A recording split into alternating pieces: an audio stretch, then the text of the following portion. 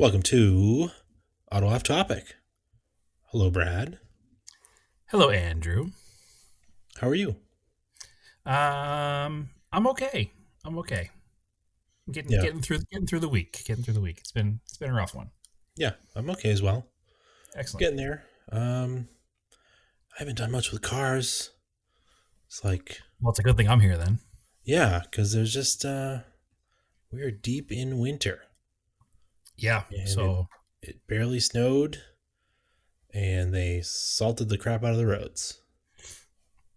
yeah. Well, it wouldn't be the Auto Off Topic podcast if we didn't have to complain about salt. So No, I am salty about salt. yeah, I feel like we're like 4 years in, so that joke has been used at least 4 times. I'm sure it has. I'm sure it has. I'm salty about your joke repetition. Oh, I mean, speaking of driving on roads around here that's salty, I was picking up my kid from daycare yesterday afternoon, and I'm driving on this big wide street. It's almost like it could be a 4-lane street, but it's only 2 lanes, like a residential street, kind of, but like a main street in Peabody. And I'm driving, I'm looking ahead, and there's like 4 police cruisers, all the lights on in a row. I'm like, oh, that's kind of weird. Where are they going? And then I like not even realize that there was like this black SUV passing cars towards the middle of the road. And I was like, okay. And I like shot over to the side, and the guy's just on 3 tires with just one wheel throwing sparks. Oh, good. So I still haven't been able to find, I got to look it up. I haven't found like the police report on it in like the Yeah. local news. Yesterday's news was a little taken over by other things. So I was like, that's different. yeah, I had that happen to me once many years ago. I mean, so long ago. I was still driving my Cutlass, and it was in Salem, and it was a very similar situation where it was nighttime. So I saw the police lights, and I was like looking down the street at the police lights that were coming my way, Right. and then barely missed. It was like a late '80s 300ZX with no headlights on the wrong side of the road, passing cars, and like missed me by I'd say millimeters, but I'm probably being exaggerative at this point. It was probably, a few feet, but it was definitely one of those like, oh, wait, there's another car there. But I had no headlights on, and I was distracted by the flashing lights of all the police chasing him. Yeah. Like I didn't really notice the truck going faster than until like it was like almost on top of me. Yeah, your attention was taken away by the shiny flashing things. That's unfortunately how that situation works. You get that object, there's a word for it, but target fixation, object Yeah. fixation. Yeah. Object permanence. Mm, Um, fixation, I think, is the word. But yeah. Oh, it was weird. yeah, Do you remember when we were kids, the car chase that was on our street? yeah. Wasn't it like a '70s Corvette? I think so. It was like Yeah. big pontoon Corvette, Yep. and like it was in like the 90s though. Yeah. Yeah. And like Early '90s. the guy whipped down the street, and then the cop, knowing that it was a dead end, just stopped Laughed. up the street. Yeah. He's like, well, he can't go anywhere. Yeah, I do remember that. That was.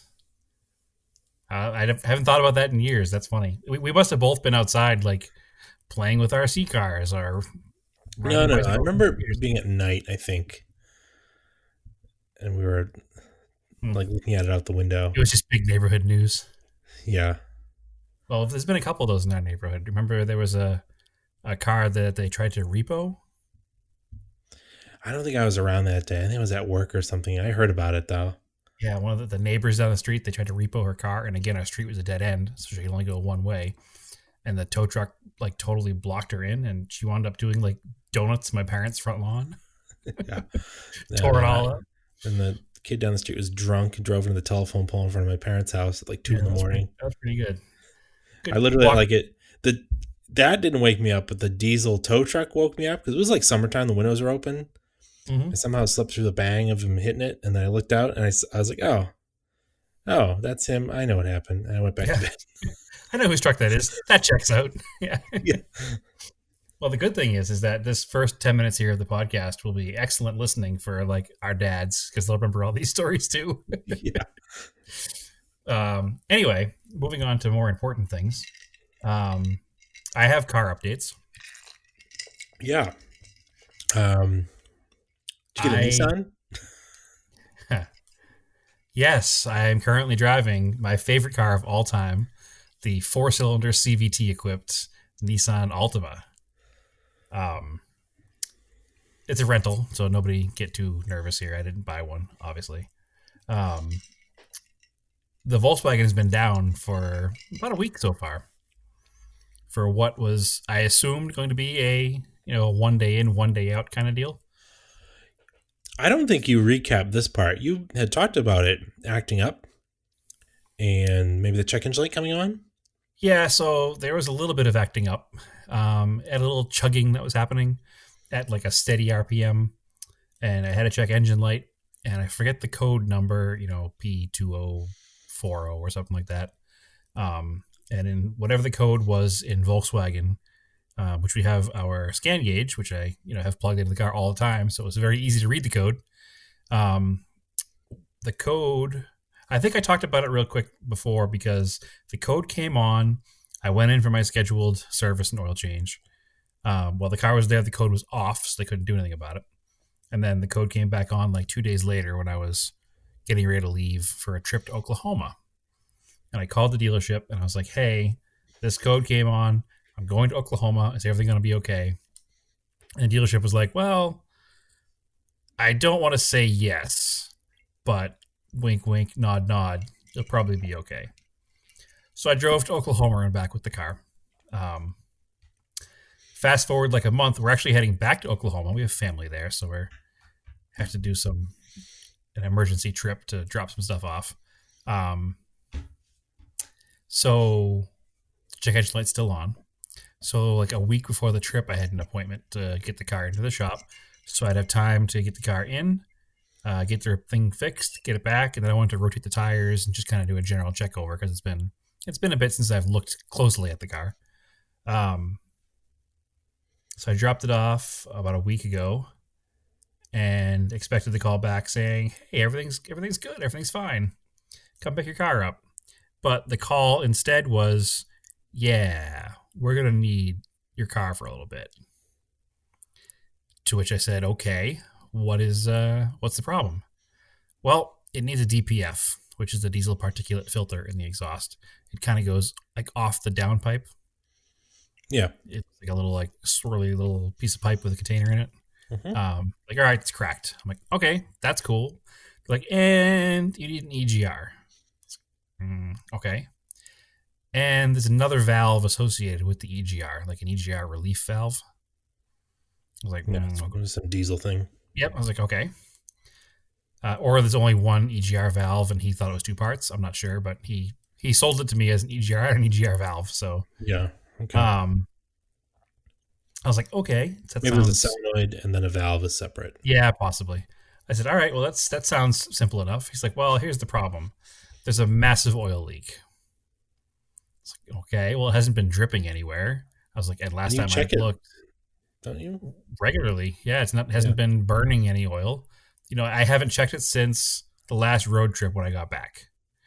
Um, Oh, so it's probably a small leak, but over a long period of time. So it yeah, when looks I really when I bad. think when I think massive oil leak, I think about old cars that we've owned that go 100 miles on a half a quart.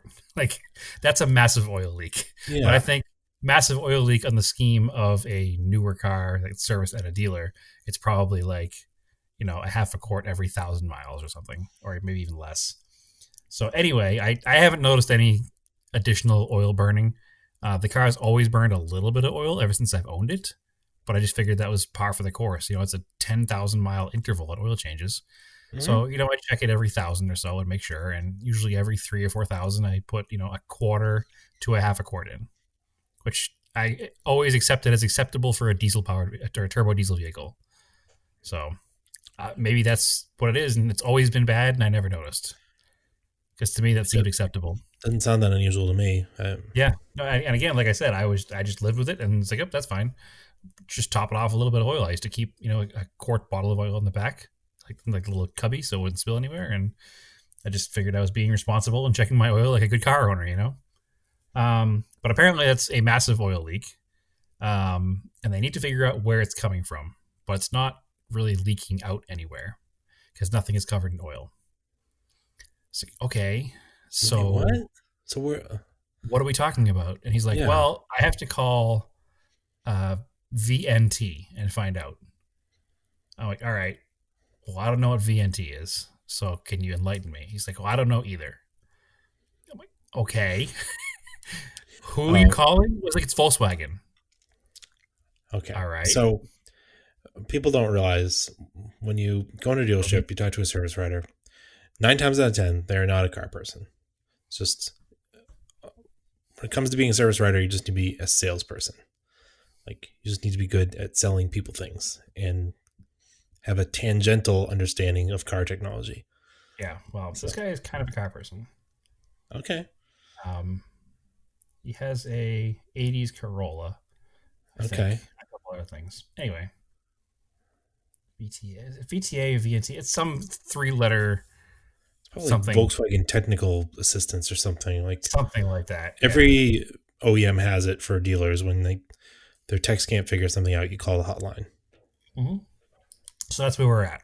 So I said, all right, well, let me know what they say because I'm genuinely curious. Like, obviously, it's all going to be a warranty thing because this is a diesel buyback car. Um, and because I bought a diesel buyback car as a certified pre-owned from a dealership, they have the 150,000 mile 10-year warranty on them. Mm, So I'm like 72,000 miles, which is a lot considering I bought it with like 38 a year and a half ago, I or bet you're almost only 2 years ago. halfway through the warranty. Yeah, exactly. But at the same time, like I'm glad I have it because hey, here we are. It's why I bought the car. I wanted something I Yeah. didn't have to worry about, so I could fix my fleet of broken junk and have my daily just be my daily. So anyway, he calls back finally, and he says, "Well, here's the problem." He's like, "They think the oil leak is inside the turbo, so some kind of internal seal because an oil-cooled turbo has let go, and it's dumping oil into your exhaust." Yeah. So the little inside the cartridge, the seal on the hot side's gone Yep. or whatever. So what's happening is the reason that the diesel particulate filter is bad is because it's full of oil. Oh. Yeah. So this is a funny, ironic story because Yeah. a friend of the podcast, Joe, with his Subaru this week, had the same issue with Subaru Ringlands, where I hate saying the word Ringlands, Subaru Rings. I hate why do they have to call them Ringlands? I don't understand. It's where they sit on the It's piston. I know what it is, but it's the Ringland isn't the failure. The ring is the failure, right? I don't know exactly, but something failed. He has a Anyway, 13 Outback, yeah, he's a uh, 13 Outback, and it was a and it's ring got so much. failure. Yeah, it's got so much blow by. He's got like no compression in it. Yeah, and it's so much oil leaked past into the exhaust that it gummed up his cats, which is strange because the car never puffed smoke. Your car apparently didn't either. But probably because the DPF caught it. That I So could understand. The gas engine, I'm like, why is this thing? Why didn't he have like a mosquito fogger? I don't understand. that doesn't make any sense. So the one thing that led me to realize that the DPF was the problem in the first place was because there was some black soot in the back of the car. There was a heavy buildup of soot inside the tailpipes. And if I didn't wash the car for like a week of driving it, I would have like a black kind of a black fog in the back of the car. It wasn't enough that you could see it while you were driving, but it was Mm, enough that it was definitely there, and that's a sign that your DPF is failing. huh. So anyway, so that's what they say caused it, but Volkswagen won't allow them to replace the turbo until they've replaced all the other parts and then cleaned out any oil and see if oil is getting back into the DPF. All right, fair enough. So they had to wait 3 days for the parts and then put the car together and then take it all apart again to see where the oil is going. So it sounds like what's going to happen is I'm going to have a new Oof. DPF, new EGR, new turbo more than likely, which I'm not sure if it's part of the manifold or not. I don't think it is. I think it's a separate piece.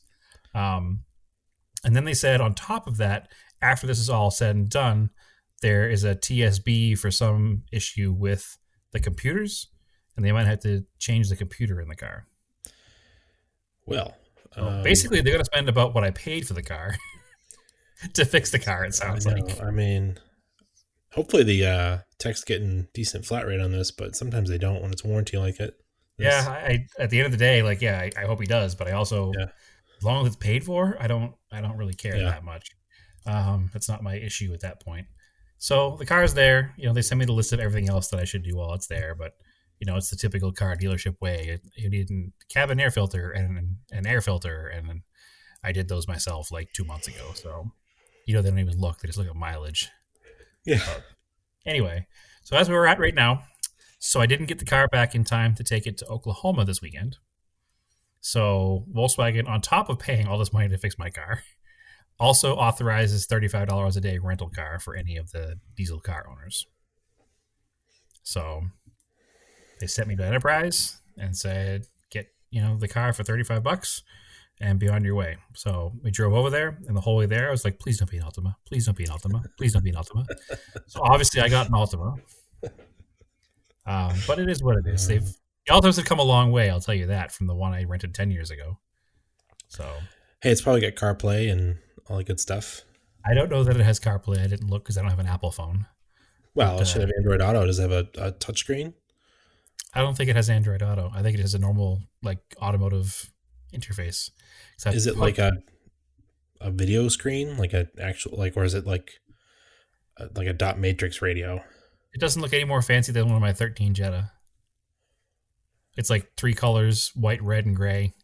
Oh, okay. No, Yeah. it might not then. Could be some rental spec thing. I mean, It's got heated seats, heated steering wheel, the whole nine. But I don't think it has.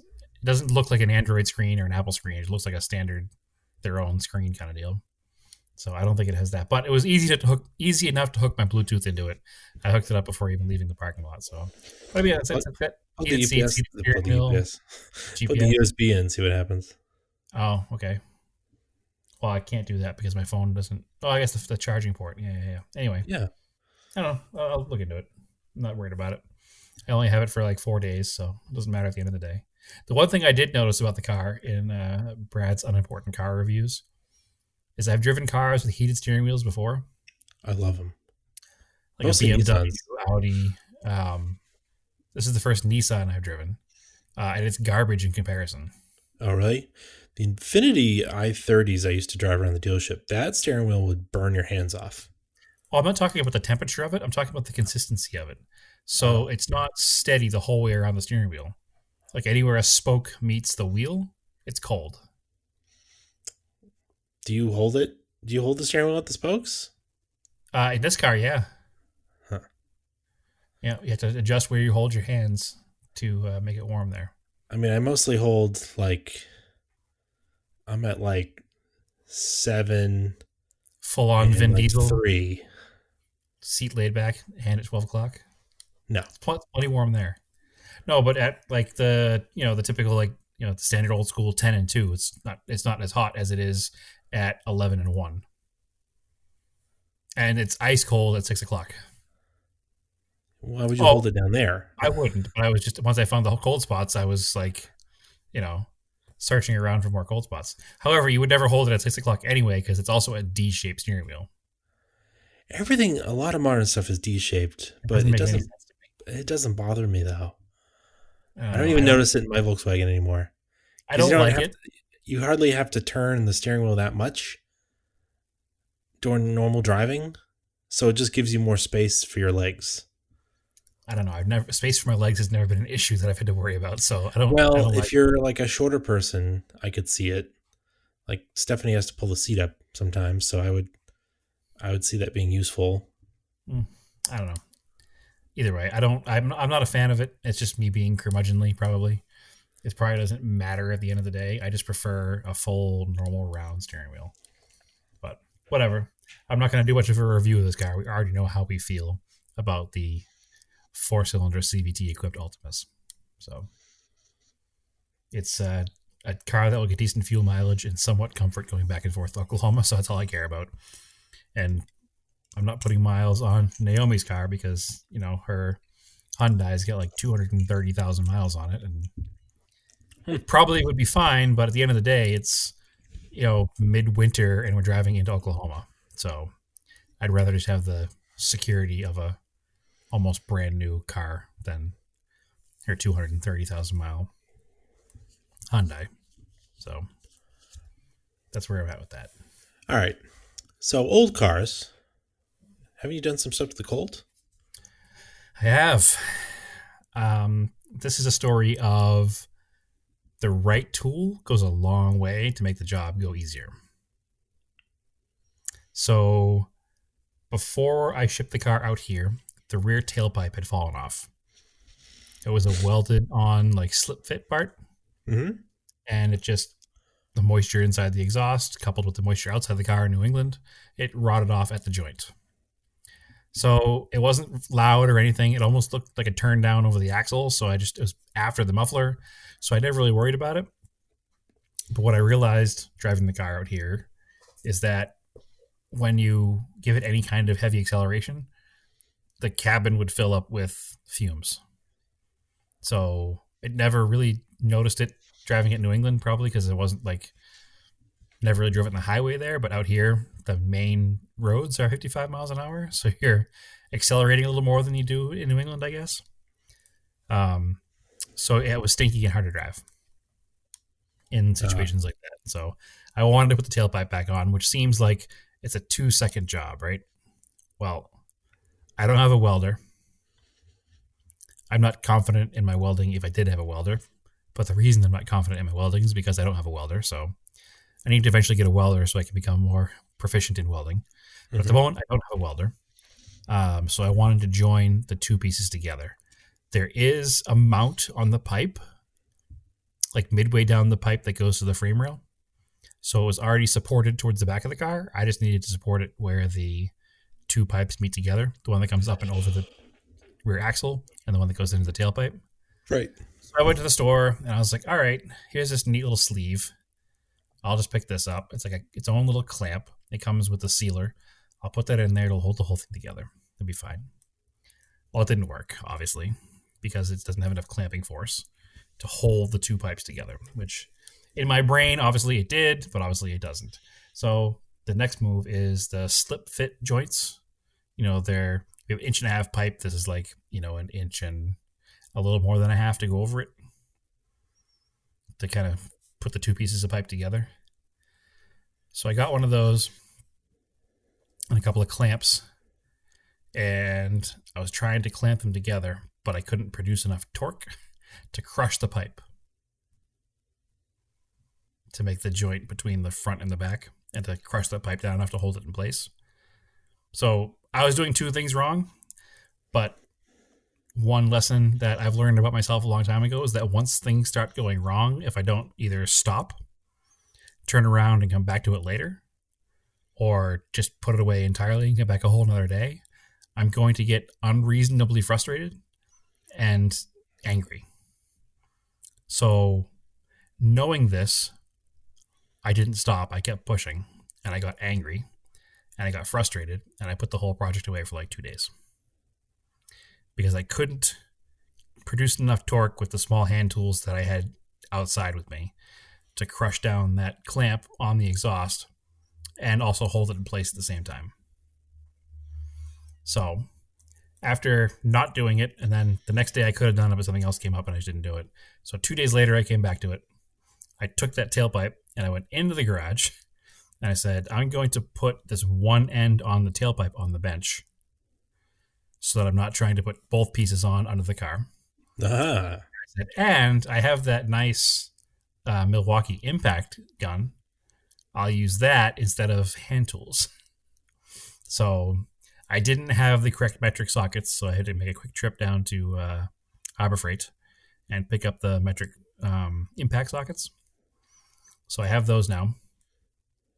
I put the one half on the bench. It took like 3 minutes.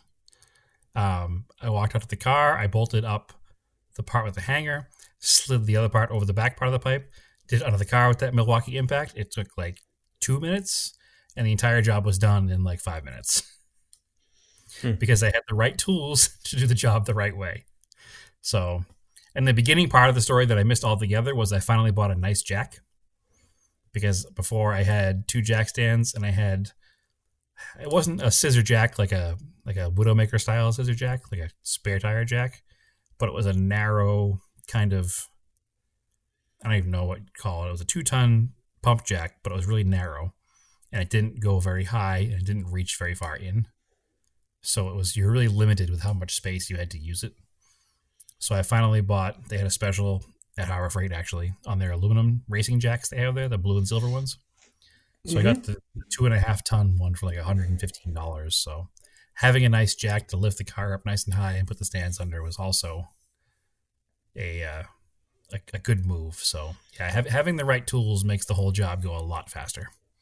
But so something that took me ultimately 5 minutes to repair took me 3 days of the car on jack stands in the driveway because Oh, fun. my attitude and my ill preparedness going into it in the first place. So lesson learned. You know, patience. I know I don't have any. I need to push myself to have more patience, be more patient with my lack of patience, I guess.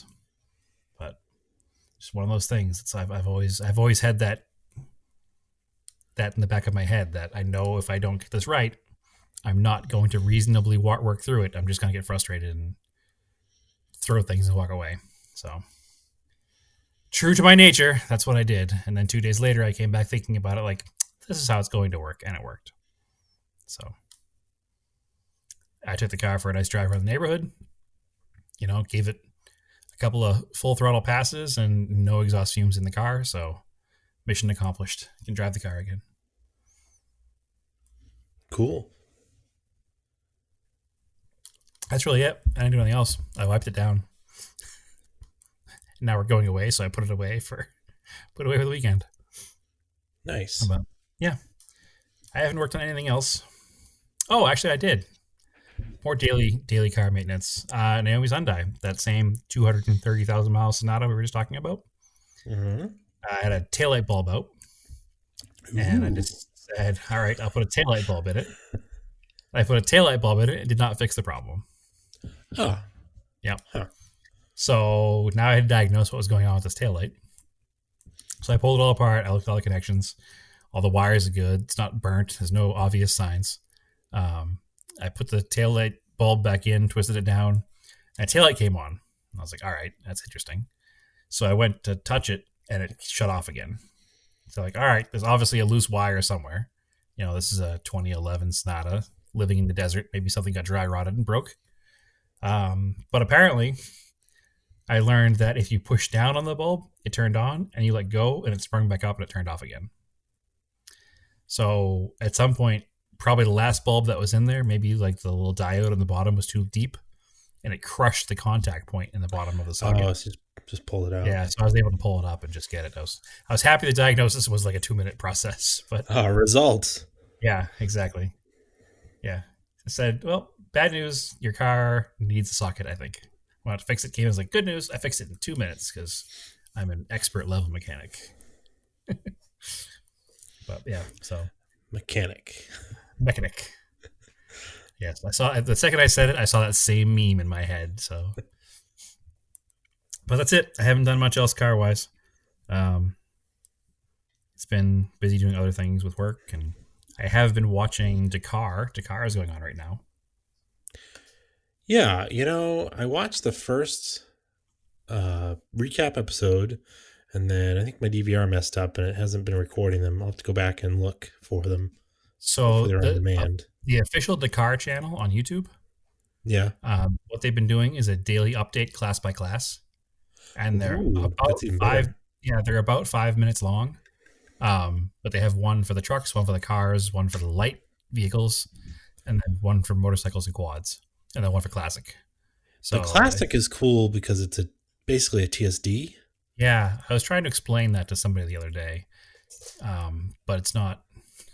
It's not as exciting to them when they find out they're not going, balls out to win the Yeah, race. but it's limited to vehicles that were built before 2000 and run into car before 2000. So that's Right. basically like the only limitation to the class. So there's no Well, classing that's with like performance. right. So So you if have a you're yeah, 79 vehicle versus a 2000 vehicle wouldn't be yeah, a so fair. yeah, so unless of course it's a TSD, and then it's all about being on time. So they of course call it a regularity rally, which is the same exact thing. It's just like the British term for it. Right.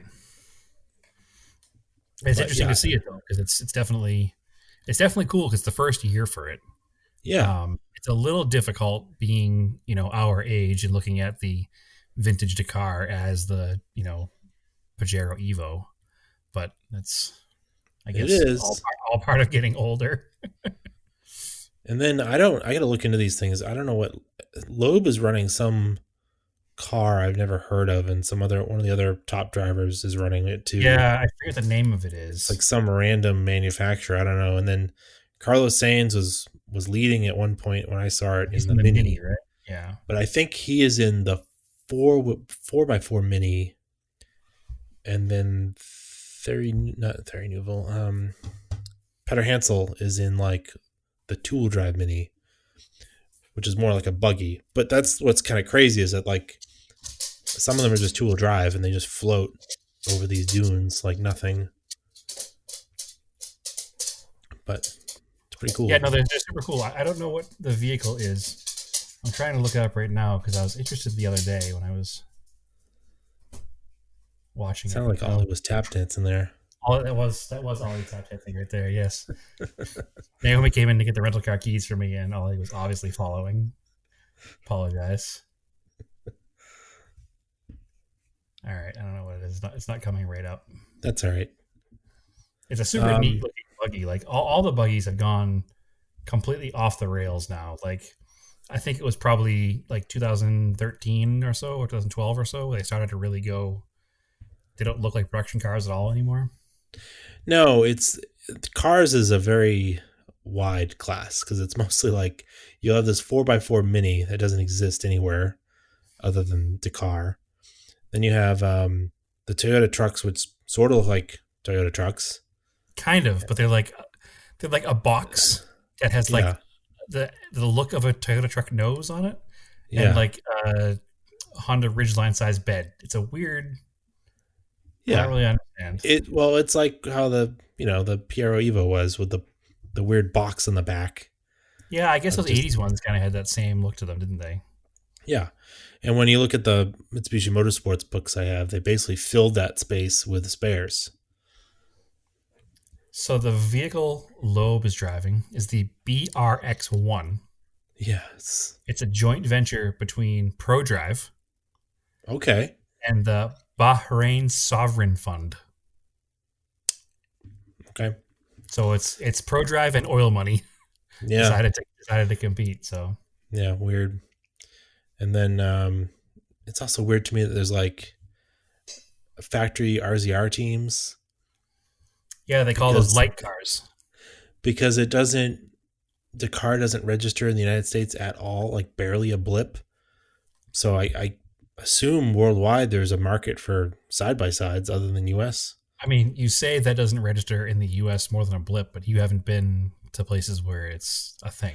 Well, I mean, not Yeah, a lot of in your people. bubble in Boston, nobody has a side by side. No, no, no. I mean, in the United States, Dakar doesn't mean much. Okay. I was That's thinking why, the other way around. yeah, that's why it's You're odd to me surprised because the U.S. is the main market. You would think for a side by side. for side by sides. So why you Yeah, would bother racing them in Dakar? I don't think it is right It's now. interesting. Yeah, I think that they're definitely a rich people's play toy. And this event is being run in Saudi Arabia, this is true. which is where the rich people go to play. And So tons of desert. They just the videos yeah, of them running out in the desert. yeah. I'm They're not. like, We all know mine and yours feelings on side by sides. Mine yeah, have changed a little bit since driving one, um, but this is a use case where it makes sense, and I don't have an issue with it because they're in their own class. yeah. They already run motorcycles, they already run quads, so I don't have an issue adding side by sides. I'd have an issue if they're competing against cars or trucks or whatever. I'm kind of But meh on quads, but um, yeah, it I is mean, what it is. watching, but I mean, what I enjoy is the cars, the heavy trucks, and then when you watch the best riders on those motorcycles, it's beautiful to watch them. Yeah, Like it's like a dance. just yeah, No question. Yeah, the watching big them go trucks. up and over dunes and like over like just I mean they're whipping so fast and The like the big trucks and the motorcycles are probably my two favorites. yeah, So, and then the classic this year because it's just cool. It fits my aesthetic of things. Old. motorcycle has to be insane. It has to just kill you like just physically because you're up and down on the bike, you're forward, you're back, you're For 11 balancing it. days. Yeah. you fall off, you're lifting the thing up, and they're not light bikes either. Those are heavier. They're not like a dirt bike. They're like a heavy cross country bike. Yeah. Oh no, they don't. They're not light. That's for sure. No, And they're very top heavy on top of it. yeah, because they have I think a larger fuel tank than what a dirt bike would have. Obviously, so you can go farther. And then the guy's trying to like fix him in the middle of the stage, and the clutch goes in the middle of a sand dune. That doesn't sound fun. Yeah. No, thank you. All right. So right now we're midway through. We're on day 5. Um, I was trying to get the standings. So the Toyota right now is leading. The Nasser Bra- Altia. no Janelle De Vries, and Alex Bravo. No, I don't recognize it. So they're winning by a minute That's not a over. lot. No, no, I'm not sure which team Century Racing is, which is Baragawanath and Ty Perry. So it's a really close race between.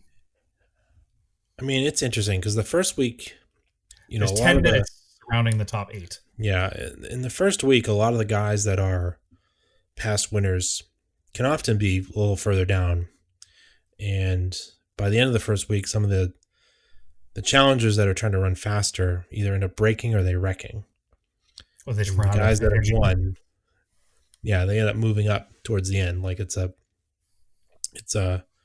it's quite a game of a race. Well, you got to think that right now, we're talking about Sebastian Loeb. He's 5 hours and 49 minutes, 5 hours and 49 minutes behind. Yeah, And that's not a number that can't be overcome. Because these stages are super long, and there's 5 hours can be made up in one flat tire situation somewhere. They could have issues and get stuck for 4 hours or 5 hours, and it's not yeah. 5 hours is not a doesn't mean they're out. They're No, talking not about. in the first week. Yeah, they were talking about some of the teams that had like 3 flat tires in the first day. I think Carlos Sainz is one of them. He's also 5 hours back, but that first day he had 3 flat tires, so they carry 3 spares. So for the end of the stage, he had to run conservative and slow because he blew another tire. He would DNF that first stage. Yeah, So that all that kind of comes into play as these guys are 5 hours behind, but they've already had these issues that maybe these other guys haven't had yet. So it's definitely. and the other thing too, when you end up leading, I think they make you open the next day. Mhm. So sometimes people will avoid opening Because they want some because kind of a guide or tracks. yeah, you're looking for tracks, and it's basically like sweeping the road, so to speak. Well, So that yeah, happened on day 1 in the bike category. The team Honda went out first. yeah, Ricky Brayback. Yeah, and he got lost.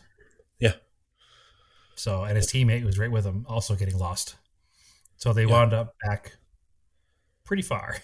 yeah. It's incredibly difficult. It's like, I mean, we talk about this. It's got to be the most difficult motorsport event ever. Yeah. Yeah. We talk about how frustrated we get just doing a, TSD rally, Yeah, and, where we're in one night, we're already frustrated that we're that far behind. I apologize. Loeb is an hour behind. His total time is 5 hours and a half. But yeah. still, So still, an hour an is hour nothing. behind. Yeah, it's still nothing. Because that can be made up, again, with just some flat tire issues along the way. So, but it's neat. And the good thing is that no matter when this podcast comes out, the YouTube videos will be up there. So Hmm. you can start, and they put up every day, and it will say um, Dakar Cars Day 1, Dakar Trucks Day 2. So you can go in and you can watch it in sequence, like it's happening right now, if you don't know what happened in the end, and kind of keep up with it that way. And it's super entertaining. And it used to be so hard to follow this kind of motorsport because there was no coverage for it. But in the age of YouTube and the internet, it gets updated daily. So check it out and watch it. And there's also a few I noticed team channels, like the Red Bull team has their own channel with their own footage, and Mm-hmm. Toyota Gazoo Racing has their own, and so there's tons of footage out there, and it's really neat. And the cool thing is when they do the historic class, they usually pepper in some historic footage of the cars, being That's run cool. in being run in era. So that's pretty neat too. Like they showed the Porsche, some of the Monteros, excuse me, the Pajeros. There's a couple of buggies out there that ran in the early days. So it's really neat coverage, and it happens once a year, so I'll watch it. I enjoy it. Highly recommended. Yeah, the Porsche is cool because it's being driven by an American woman, Amy Lerner. Okay, was she the one that was the first woman to win a stage since like the 90s? Oh no, I don't think so. No, she's just driving the historic 911.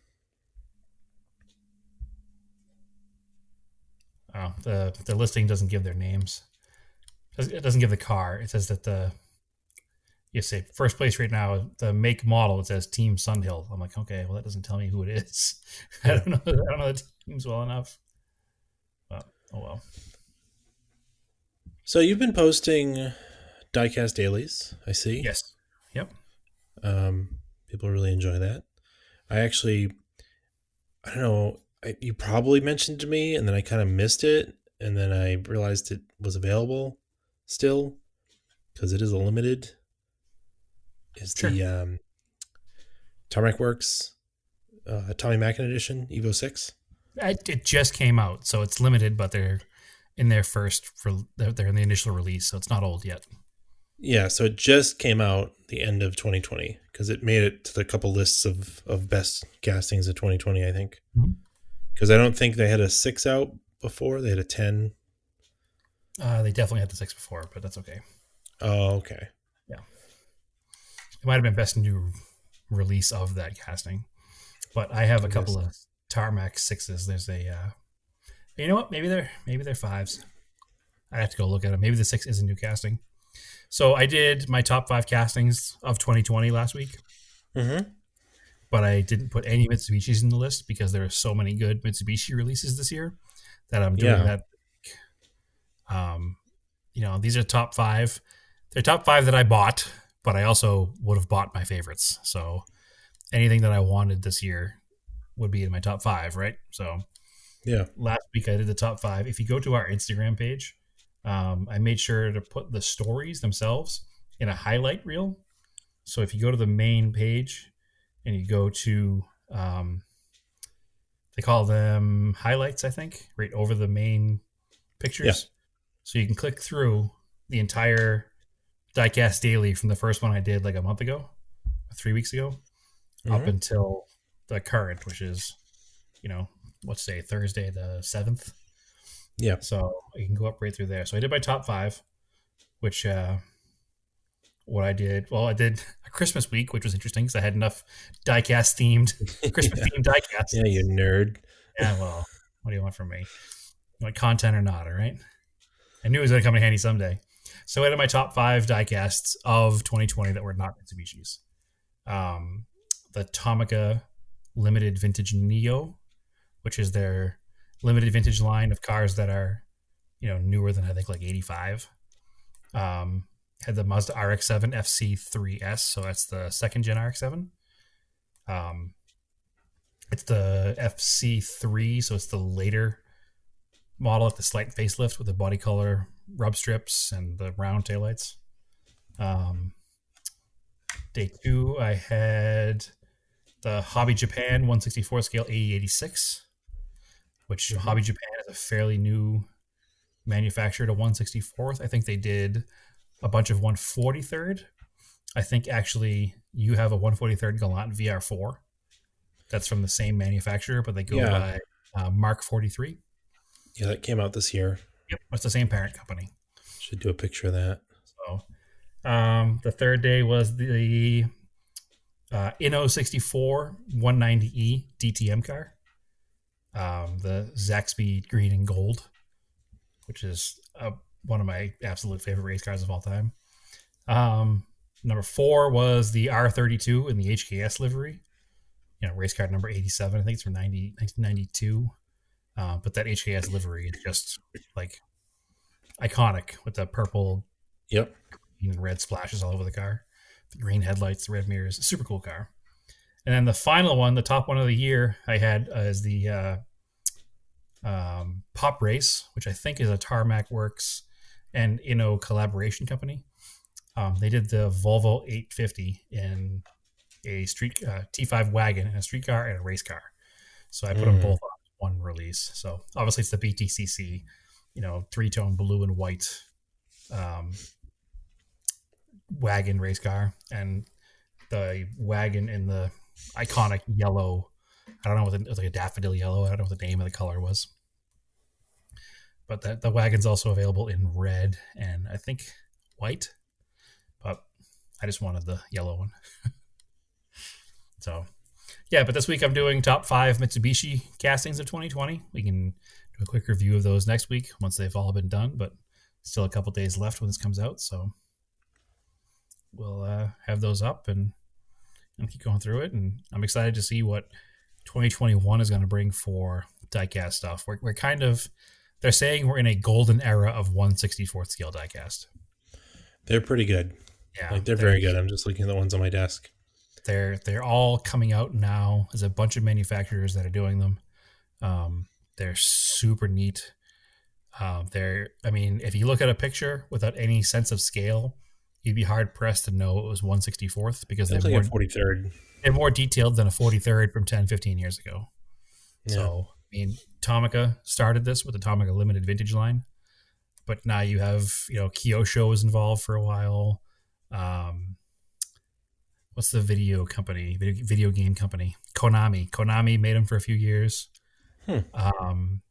Now you have the Tarmac Works and the Inno 64s and the Pop Race and the Mini GTs, and there's so many of them coming out right now. Para 64, which one of the Mitsubishis that I put up for this week was. There's so many new manufacturers. Most of them are based out of like Taiwan and China. What I've learned is that it's so expensive to own cars in that part of the world that car enthusiasm is shown through scale models and RC cars more than anything else. That explains. Yeah. So I see that. Yep. they can't own real cars, or they can't own more than one economy car. So they show their passion by making replicas of those, which is why all these cars are coming from that region. And that's why you're seeing a lot of the iconic stuff. And part of the reason that there were so many 2020 released Mitsubishi castings is, Mitsubishi is a huge manufacturer in that part of the world.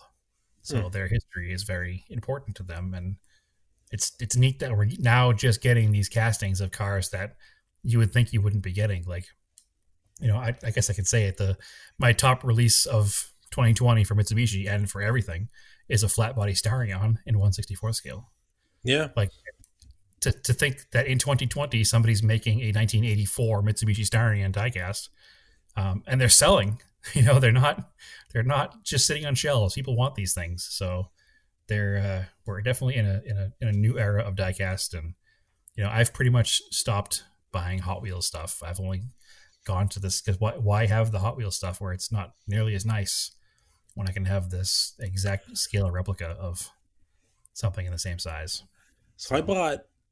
You sent me a thing because I use Canon cameras, and I always like the 962 Porsche with the Canon livery. Mm-hmm. I actually have the Tamiya kit. I haven't built it yet. Surprise. But it was like it's like Sparky, like 164 So or something. Spark models. Spark models. Yep. And their 1/64th range is called Sparky. Okay. And the logo's a little spark plug guy with like arms and a face. So it was on a website called Diecast Talk, and I ordered it December 2nd, and I haven't gotten it. Seriously. And I haven't gotten any tracking updates, anything. I sent them an email. Like, I forwarded my confirmation email back to their Gmail address. I've heard nothing. Well, they have a Instagram page and a Twitter account. That would probably be. I bet they would respond quickly there. Yeah, it's either that or I'm going to file a PayPal claim. That's super annoying. For my $12. Yeah, that's super annoying. I wonder if my diecast source has one. If you can't get it from them. Because when I go back to that website, it says it's sold out, but it wasn't sold out when I bought it. Right. So I wonder if they oversold them. Oh, that would be annoying. I mean, it's annoying, but it's only $12. But also, you can just refund me for the $12, and I Yeah, won't be mad. yeah, exactly. I have the new man yellow and black Porsche from that series, Yeah, the 962. So you won't be disappointed if you ever get it. It's a really nice little car. But yeah, that's super annoying. And I feel bad because I forwarded you that link because it was on sale. I was yeah. like, "Hey, you need this." Hmm. I'd never bought anything from them, so I just saw the link and saw it was on sale, and I know people who have used them, so I figured it was okay. Yeah, usually they don't. It seems legit. Yeah, that sucks. Yeah, they're a US based store. They're not like some fly Oh, by night weird. internet store. Yeah, I they're have in to America. stalk them later. Yeah, no, I would definitely look into that. They have like a podcast and like they're Hmm. pretty active. So Hmm. it's funny because I considered ordering the Evo 8 that they have, but then I stopped myself because I don't want to spend that much on a 164 scale car. So good to know. I'll have to. Yeah, now I feel bad. Sorry about that. Yeah, I'll figure it out. Poor choice, Brad. Poor choice. All right, cool. Anything else? I don't think so. Hopefully, I'll have some more stuff next week. We're going to Oklahoma. There's a motorcycle museum on Route 66 that is in our itinerary. Ah, So hopefully, I'll get to check that out. So, cool. Yeah. So you can follow us on Auto Off Topic Podcast on Facebook, Auto Off Topic on Instagram, Auto Off Topic on Twitter. You can follow me, Race and Anger on Instagram. Brad, where can they find you? they can find me on Instagram at TSISS350. Cool. As always, keep cars analog and aim for the roses.